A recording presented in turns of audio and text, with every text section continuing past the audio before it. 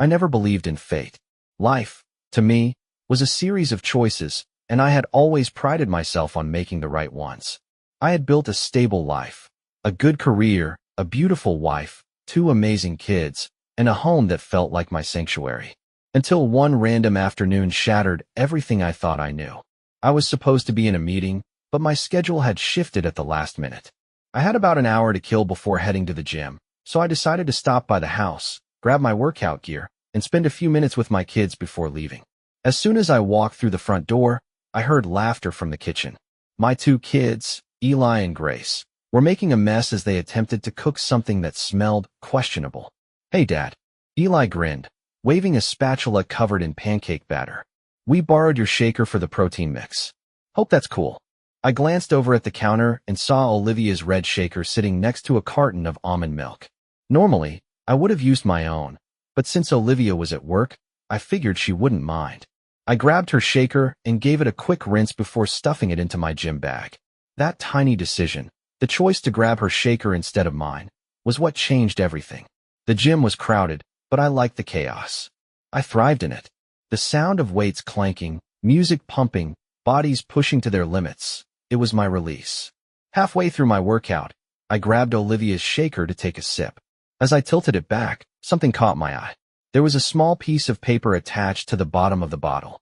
I frowned, setting the shaker down and peeling off the note. The moment I read the words, my pulse spiked. "I booked us a great table at the cafe.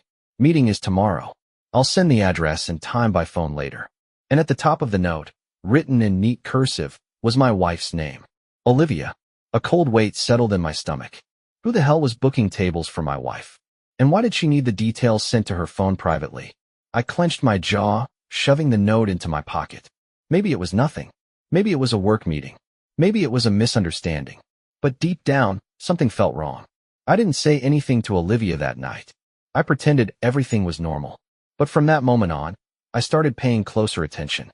And within 2 weeks, I caught her in the act. It started with small things. Late nights at work. Extra showers. The way she smiled at her phone when she thought no one was looking. I didn't push her for answers. I just watched. Waited. Followed her when she said she was meeting up with friends. Until one afternoon, I saw the truth with my own eyes. I sat in my car across the street from a quiet little coffee shop, my heart pounding as Olivia walked inside. And then he showed up. A tall man, dressed sharply, his movements confident as he leaned in to kiss her cheek before sitting across from her. I couldn't see her expression from where I sat, but I could feel the intimacy between them. This wasn't a casual conversation. This wasn't work-related. This was betrayal. I gripped the steering wheel so hard my knuckles turned white. I could have stormed in, flipped the table, called her out in front of everyone. But that wasn't enough. I wanted more than a scene. I wanted revenge. And I knew exactly how to deliver it. I walked into the coffee shop calmly, my mind racing through every move I was about to make. I approached the counter, nodding at the waiter. "I need you to bring this shaker bottle to that table." The waiter looked confused. "A shaker?" I pulled a $50 bill from my wallet. "Just do it." The waiter hesitated, then nodded, taking the money and disappearing into the back. I sat near the entrance, watching everything unfold. Minutes later, the waiter approached Olivia's table, setting her own red shaker in front of her. She blinked, confused. Her lover frowned. "What's this?" And then the waiter added the final touch. I had taped the same note back onto the shaker. The moment Olivia saw it, she froze. Her face drained of color. Her hands started shaking. Her lover glanced at the note, his eyes widening. Then I stood up. I walked toward them slowly, savoring the panic in her expression. She looked up at me, her mouth opening and closing, struggling for words. I tilted my head. "Surprised to see me, Olivia?" Silence. Then I grabbed the glass of water from their table and poured it over her head. Gasps echoed through the cafe. She let out a sharp breath, water dripping from her hair, her hands clenched into fists. Her lover stood up, angry now. "Hey, man."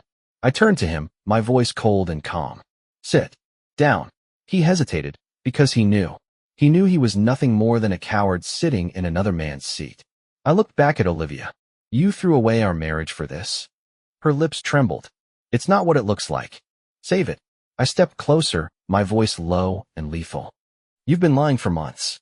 And now? You get to live with the consequences." More eyes turned toward us. The whispering had already started. The humiliation was setting in.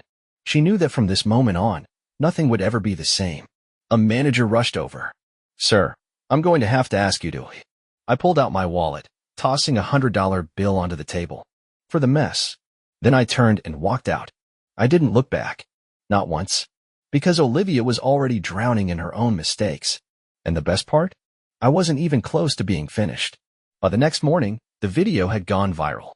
Someone had recorded everything: Olivia's reaction, the water-drenched betrayal, the pure shame on her face. The comments poured in. "If my man doesn't expose a cheater like this, I don't want him." Legend. Absolute legend. This dude just ruined her entire existence in under 2 minutes. Her friends turned against her. Her job put her on temporary leave to avoid the bad publicity.